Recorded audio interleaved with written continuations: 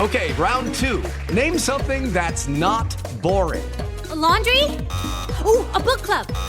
Computer solitaire, huh?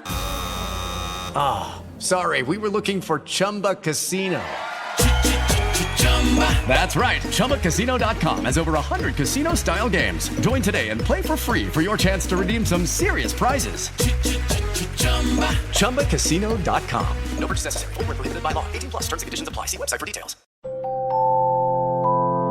Plaza Podcast.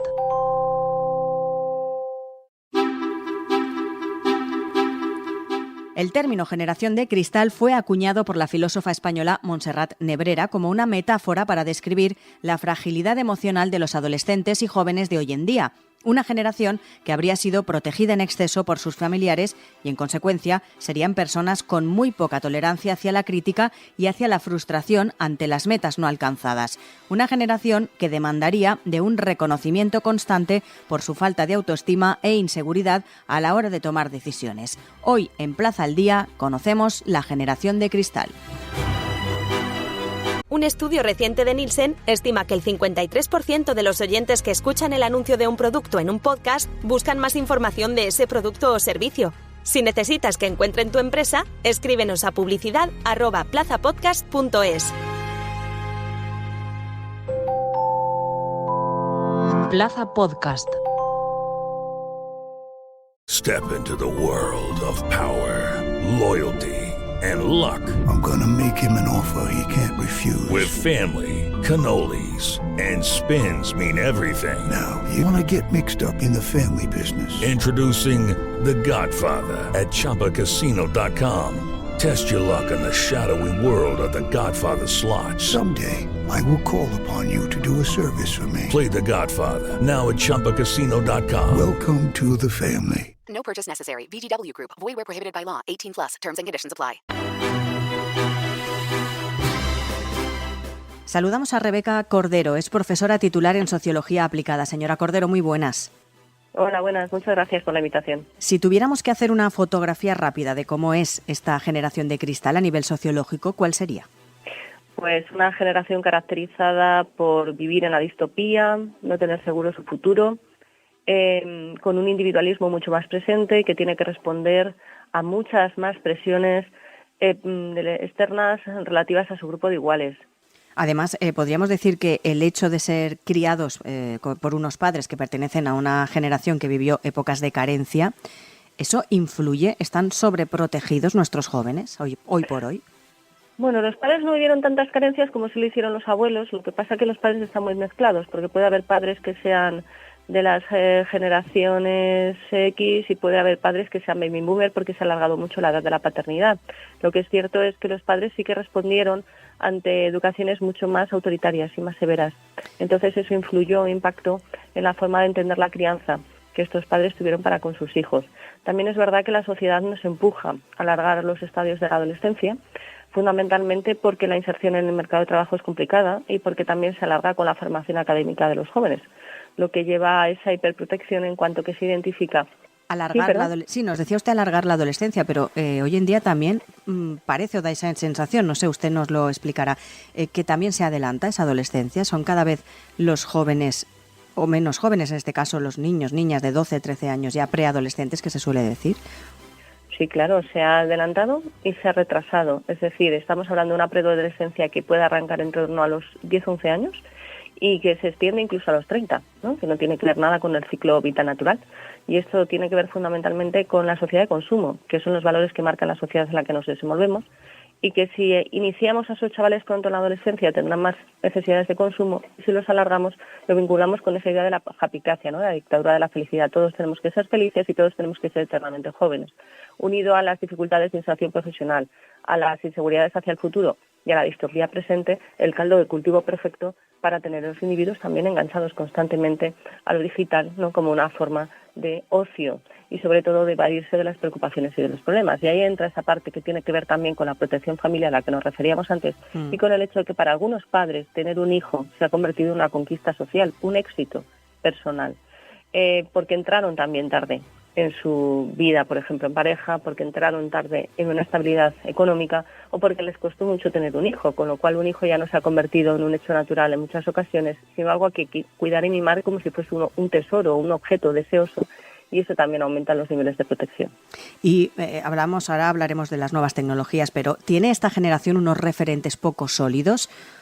Son unos referentes ligeros, como la propia sociedad nos lo describía Lipovetsky, ¿no? Una sociedad muy ligera, donde todo es muy temporal, la temporalidad está presente, y son ligeros fundamentalmente y poco sólidos porque son los referentes que aparecen a través de estas redes sociales a las que luego nos referiremos, en Instagram, en TikTok, en cualquiera de las plataformas, y referentes que pueden ser individuos de su propia edad que se reflejan allí, donde hay una dramaturgia, que es como nosotros lo describimos, ¿no? Donde hay una exposición de los sentimientos de una manera muy intensa, y son referentes que no buscan lograr algo, ¿no? Sino buscan sobrevivir o incluso a veces exponerse a la muerte como si fuese una especie de pues algo que yo tengo que probar a ver si existe o no, ¿no? Porque antes la diferencia es que nosotros teníamos unos referentes sólidos, y aquellos incluso que daban su vida por algo tenían un objetivo predeterminado, y ahora tenemos unos referentes sin objetivos, ¿no? Basados fundamentalmente, como decía, en esta supervivencia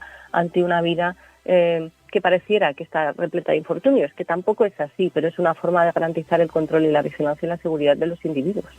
¿Y eso hace, señora Cordero, que se pierda cierto componente de rebeldía o revolucionario que sería inherente a la juventud, o no?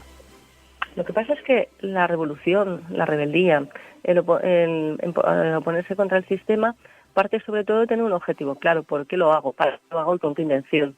Y esto en realidad no es lo que se está produciendo hoy en día.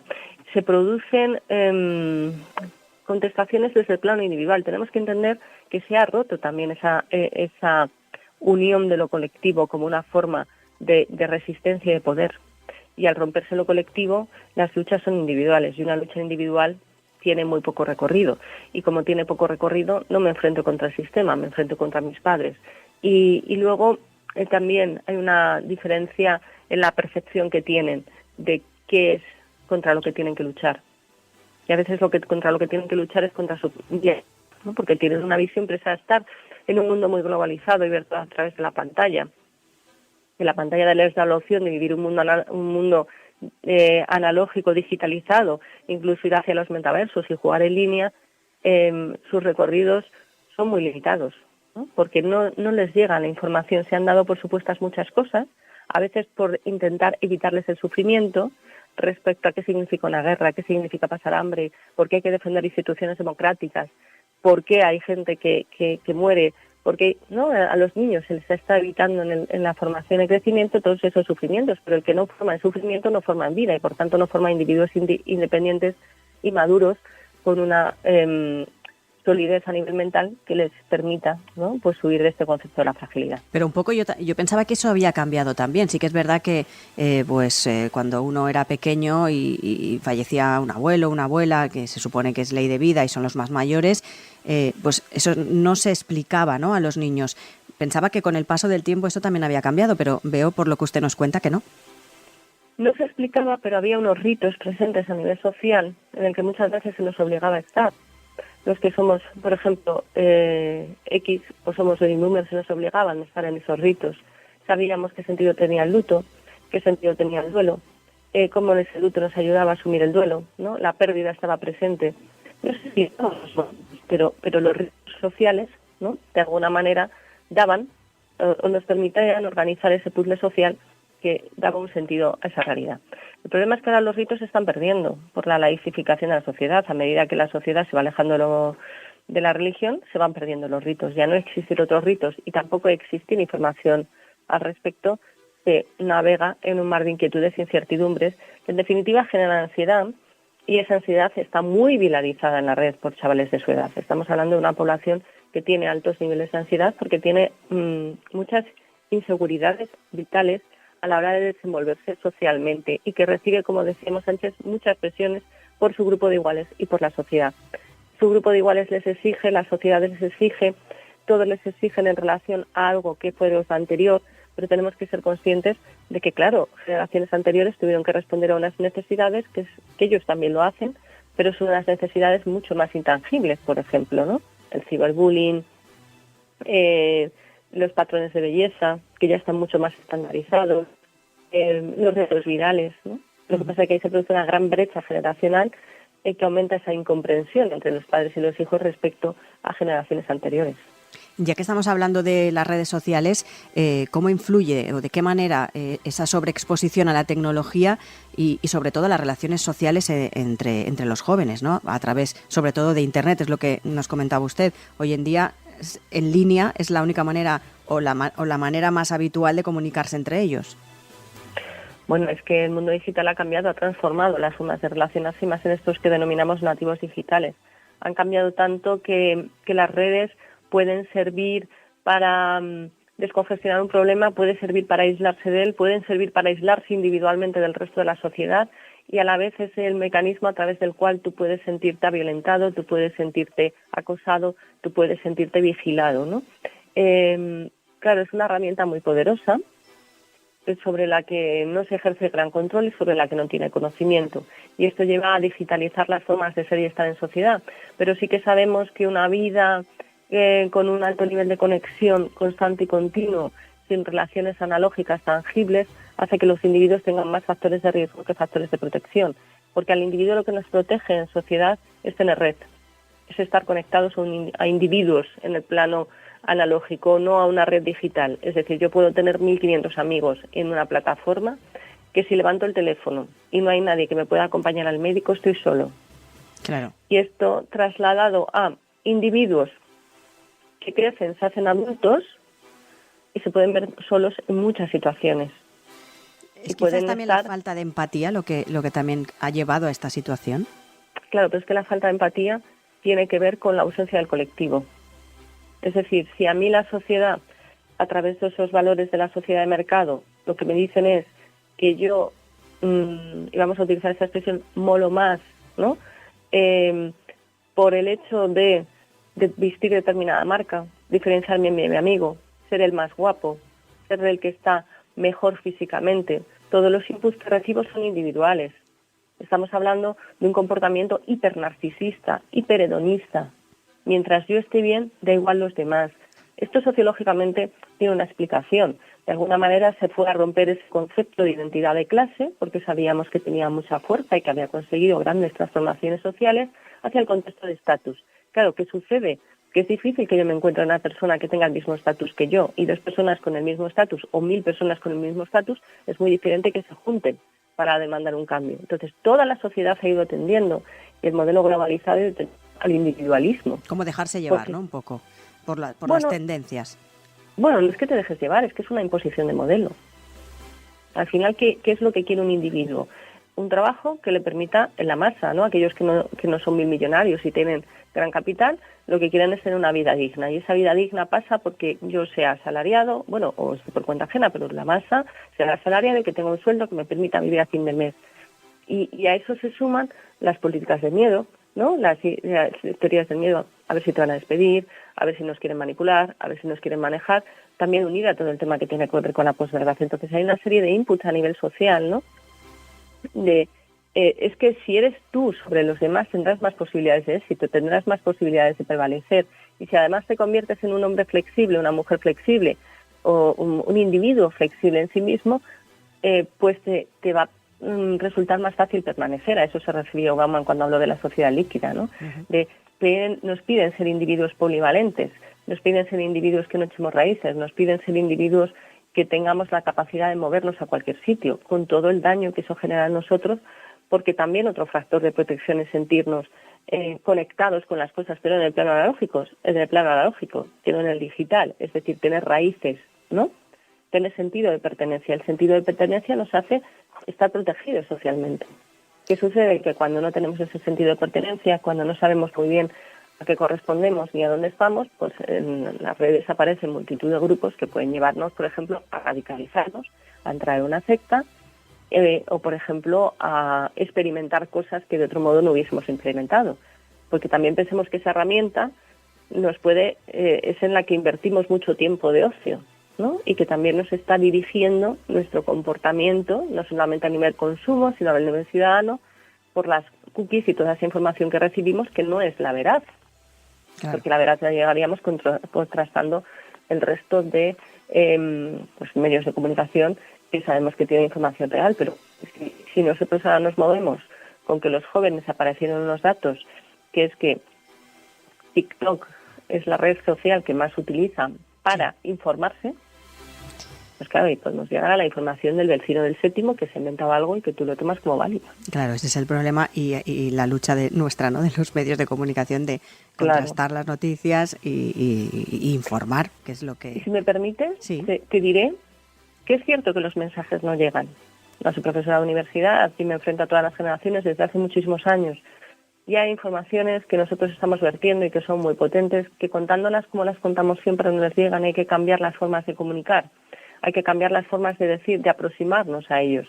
Y eso tiene que ver también incluso con la percepción o el sentido que para ellos tienen, por ejemplo, los colores, como hablábamos antes, ¿no? Si no hay ritos y el negro ya no se asocia con el luto, ya no se asocia con el duelo, porque el duelo desaparece, pues llegará un momento que probablemente a lo mejor los alfa no asocien el negro con el duelo. Claro, eso se va perdiendo con el tiempo si no, claro. si no se sigue y si tu familia no te lo inculca y se acaba perdiendo, lógicamente, ¿no? Entonces esa construcción del imaginario cambia. Entonces, ¿cómo hay que relacionarnos? ¿Qué cosas hay que decirles? ¿Cómo lo tenemos que contar para que les llegue? Y es verdad que los medios de comunicación se manejan en otras formas de comunicar que no les enganchan, no les motivan, y que además también hay una corriente ideada y dirigida en el mundo digital hacia hacerles creer a los jóvenes que viene de lo que ellos llaman oficial o sistema, no se lo deben creer, porque en el fondo son los que les han llevado a que vivan este momento vital que lleva hacia la nada, hacia el vacío, ¿no? Y entonces que utilizando y acogiéndonos a todas aquellas ideas contrarias, ¿no?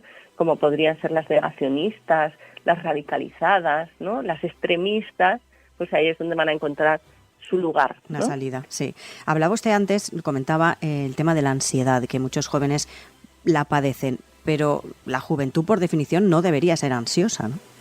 No debería. La ansiedad es miedo anticipado, claro, hacia el futuro. Sí. Y lo que ha tenido siempre la adolescencia, los jóvenes, ¿no? Porque saben, la adolescencia es un concepto muy cultural, que he dicho, ¿no? Pero los jóvenes lo que han tenido siempre son los que tienen más fuerza, más potencial, más capacidad física, ¿no? Y hay que en la mayoría de las revoluciones estuviese presente gente muy joven y que además con ideas muy abiertas, ¿no?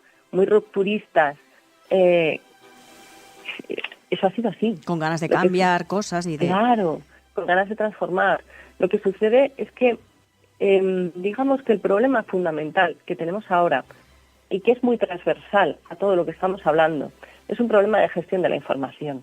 ¿Y a qué hora nos llega la información? ¿Y cómo nos llega la información? ¿Y qué tipo de información? Claro. Claro. Y si nosotros, madurativamente, estamos preparados para ese tipo de información, y si aquellas cosas que nos llegan las podemos incorporar o no.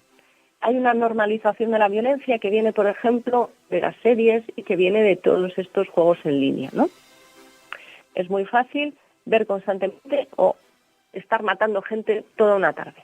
Hay una normalización de la violencia a través del digital. Pero luego, a lo mejor nos impacta mucho o les impacta mucho ver una imagen en un telediario o que se cuela por ahí de un niño, ¿no? O como el niño famoso que murió en las costas de Lesbos. O un niño que ha sido acribillado en la guerra de Ucrania, ¿no? Pero eso les puede generar mucho dolor, porque se les ha estado aislando de la realidad vital. Es decir, de afirmaciones que que hacían, ¿no? Los padres de las generaciones X. Si no se trabaja, no se come. Y a nivel positivo, ¿cuál sería la principal cualidad de esta generación de cristal? Positivamente son más flexibles, son capaces de adaptarse más a los cambios, aunque eso les suponga más daño emocional, lo cual parecería ser una contradicción, porque deberíamos responder a los cambios con una estabilidad mental, pero antes sí que teníamos personas quizá más sólidas a nivel mental que les costaba más transitar en esos cambios. Están más abiertos a cuestiones que tienen que ver con la orientación sexual, con las identidades de género. Eso sale en nuestros estudios de Grupo de Conocimiento e Investigación en Problemáticas Sociales de la Universidad Europea. Y también es cierto que pueden ser agentes de transformación y cambio en cuestiones que tienen que ver con su visión del medio ambiente, de la naturaleza y de formas de vida que nosotros asumimos como válidas y que ellos están empezando a cuestionarse, ¿no? ¿Realmente merece tener una vida trabajando tantas horas en este sitio donde todo el ocio pasa por consumir? ¿Realmente pasa? Parte de esa distopía, en realidad, y de esas ansiedades, tiene que ver con que ellos no están encontrándose cómodos en este modelo que nosotros llamamos vida. Y también con la posibilidad de que en el futuro sean capaces otras generaciones de romper paradigmas, como podría ser quizás incluso, formas de entender lo binario, que ya estamos viendo que se están dando pasos, o incluso, en unas formas de entender lo que es la responsabilidad social, o incluso ir o dirigiéndonos, que esto sí que se está viendo de una manera muy llamativa, ¿no?, a ese nuevo concepto, a ese concepto de las nuevas masculinidades. Eso sí que son cuestiones muy positivas. Lo que es cierto es que ellos ahora a nivel social somos responsables de la enorme desprotección que tienen. Están muy desprotegidos a nivel social. Y nosotros tenemos parte de esa culpa. Primero porque no les hemos formado para que sean individuos responsables, para que sean individuos maduros, y es un trabajo que deberíamos hecho nuestros genitores. Y luego a nivel social, están realmente, y perdóname la expresión, pagando el pato de muchas cosas, ¿no? La pandemia les ha hecho mucho daño y les ha empujado, por ejemplo, a una digitalización cuando algunos de ellos ni siquiera querían. Y luego, en último paso, también comentar que dentro de estos colectivos, gente joven, de esta generación de cristal, hay muchos que están empezando muchos, aunque sean pocos, a romper con lo digital porque consideran que no es una forma sana de estar en sociedad. Pues Rebeca Cordero, profesora titular en Sociología Aplicada, gracias por estar hoy con nosotros y analizar esta generación de cristal. Muchas gracias a vosotros por la invitación. Un abrazo.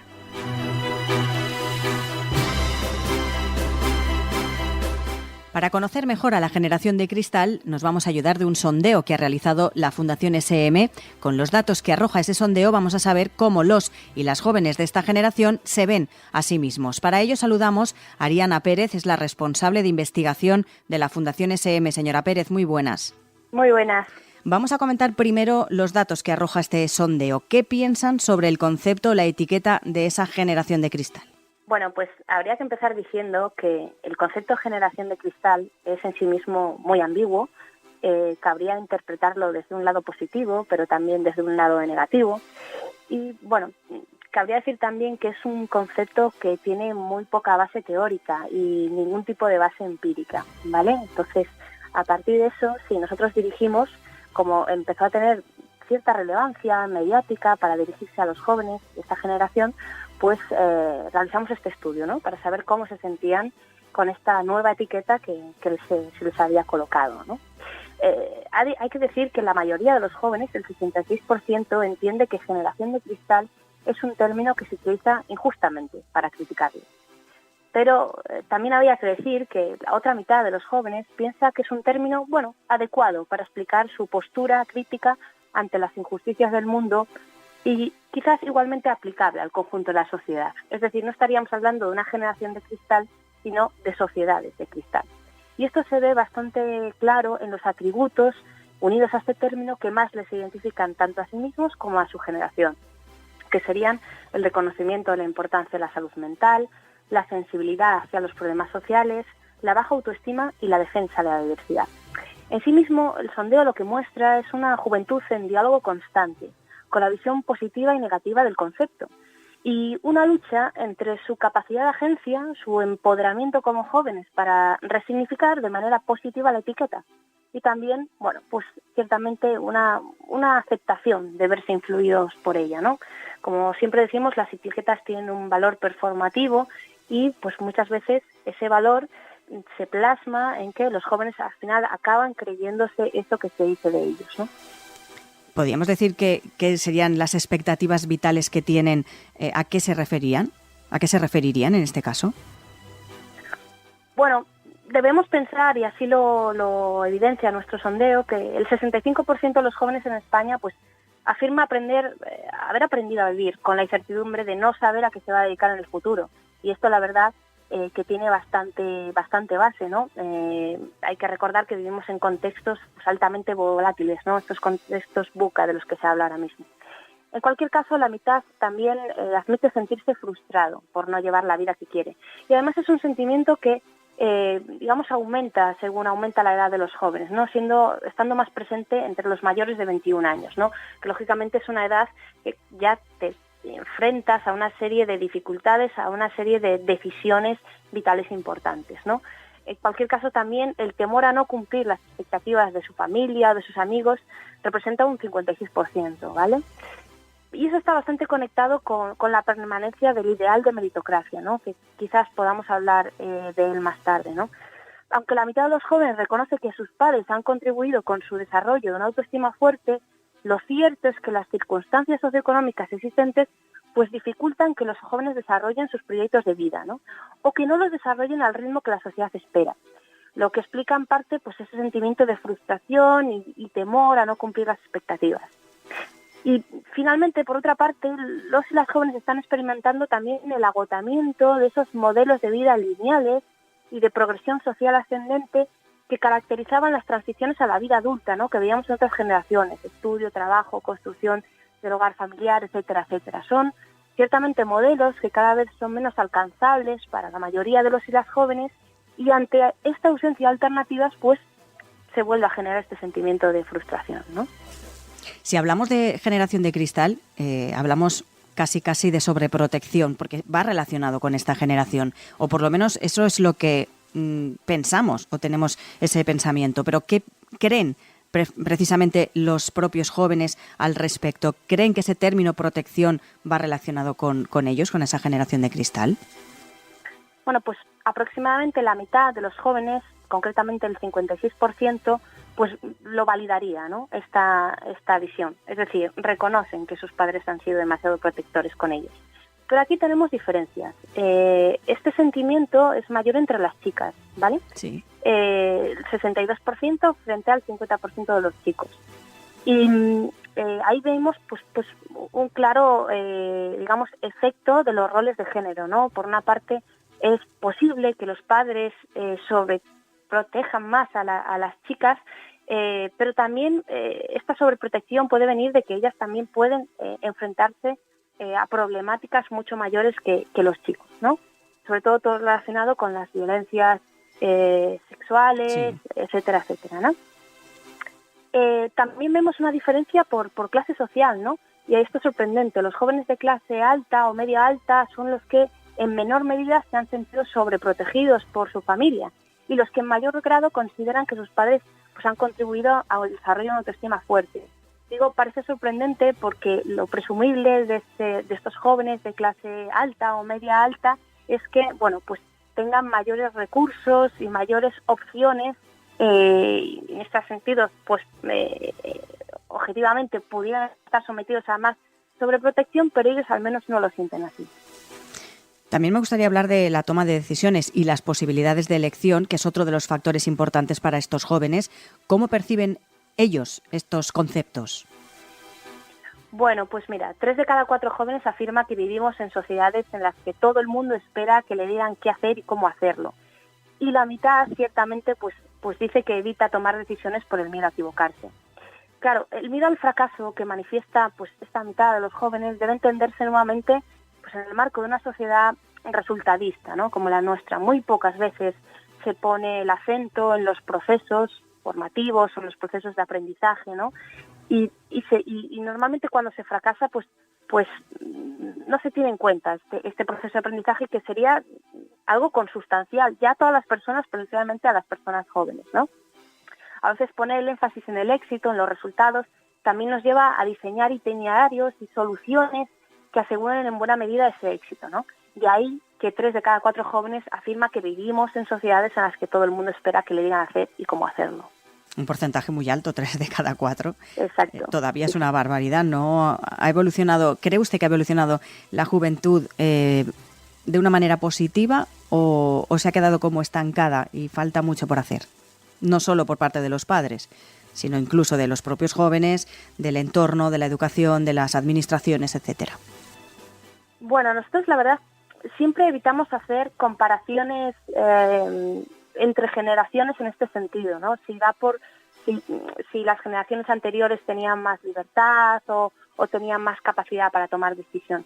Siempre intentamos huir de ese tipo de comparaciones. Lo cierto es que es un poco a lo que me refería, ¿no?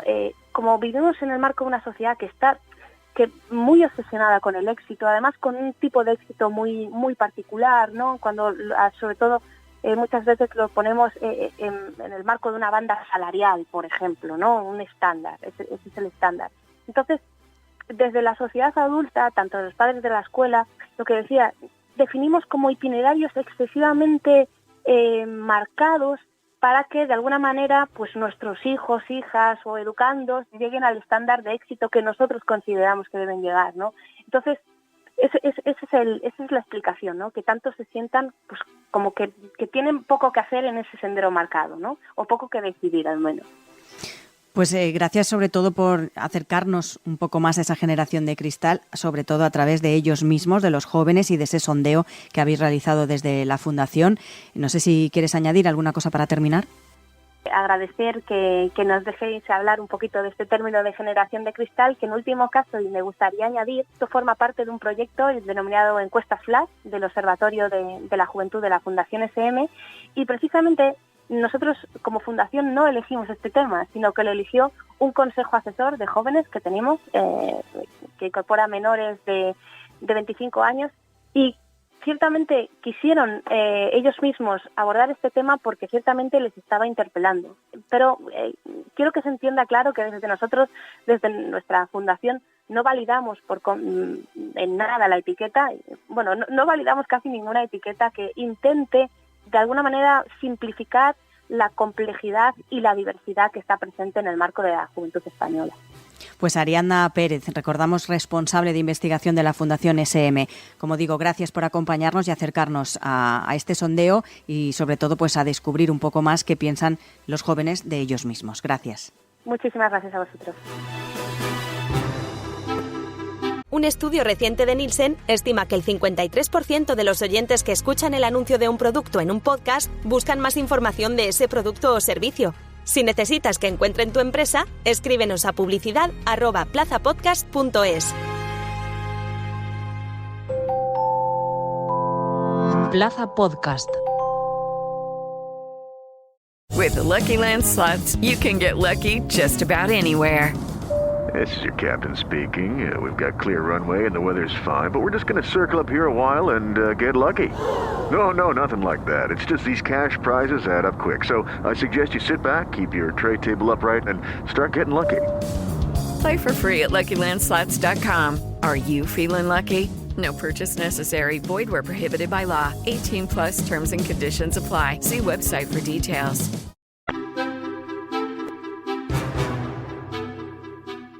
Como explican los expertos, la generación de cristal o la generación Z son los nacidos después del año 2000. Son una generación especial de niños sensibles, creativos y muy intuitivos. También una generación incomprendida por la dificultad para comunicarse con ellos. Cambiar el modo en el que les tratamos puede sin duda ayudarles. Plaza al Día es el daily de las cabeceras del Grupo Plaza. También lo pueden escuchar en las principales plataformas de podcast a las que pueden suscribirse y enviarnos sus comentarios.